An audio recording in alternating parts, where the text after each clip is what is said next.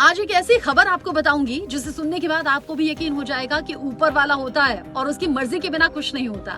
ये खबर है लीबिया के रहने वाले अमीर अल मेहदी मंसूर अल गद्दाफी की, जिनके बिना प्लेन उड़ ही नहीं पाया। जिन्हें सभी को आज यात्रा जाना था, उन्हें बार बार वापस लौट कर आना पड़ा सिर्फ और सिर्फ गद्दाफी के लिए। ये मैं क्यों कह रही हूँ, ये दावा सिर्फ मैं नहीं, सोशल मीडिया पर तेजी से हो रहा है। हुआ क्या कि यहाँ अमीर गद्दाफी जो कि एयरपोर्ट पर पहुंचे, लीबिया एयरपोर्ट पहुंचे, उन्हें हज यात्रा के जाने के लिए फ्लाइट लेनी थी। उनके साथ बाकी लोग भी थे, बाकी लोगों को तो भेज दिया गया, लेकिन गद्दाफी सरनेम की वजह से आमिर गद्दाफी को रोक दिया गया और उनसे पूछताछ होने लगी। पूछताछ लंबी हुई, इतने में फ्लाइट जाने का टाइम हो गया। अमीर गद्दाफी कहते रहे कि प्लीज मुझे जाने दीजिए, लेकिन वहां स्टाफ ने उन्हें जाने नहीं दिया। कुछ डाउट था।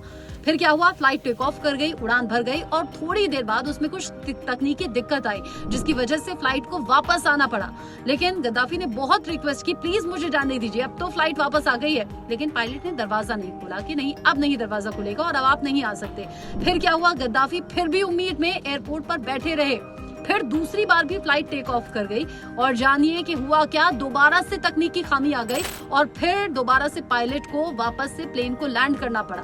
लेकिन इस बार पायलट समझ गया कि शायद ये ऊपर वाले की मर्जी है और अमीर गद्दाफी के बिना शायद फ्लाइट भी नहीं चाहती कि वो आगे उड़ान भरे या फिर आगे का सफर तय करे। लेकिन तीसरी बार जब ऐसा हुआ ना, 2 बार आ चुकी थी, जा चुकी थी, लेकिन तीसरी बार जैसे ही फ्लाइट आई, पायलट ने कहा, मैं कसम खाता हूँ जब तक फ्लाइट में अमीर गद्दाफी नहीं बैठेंगे मैं प्लेन नहीं उड़ाऊंगा।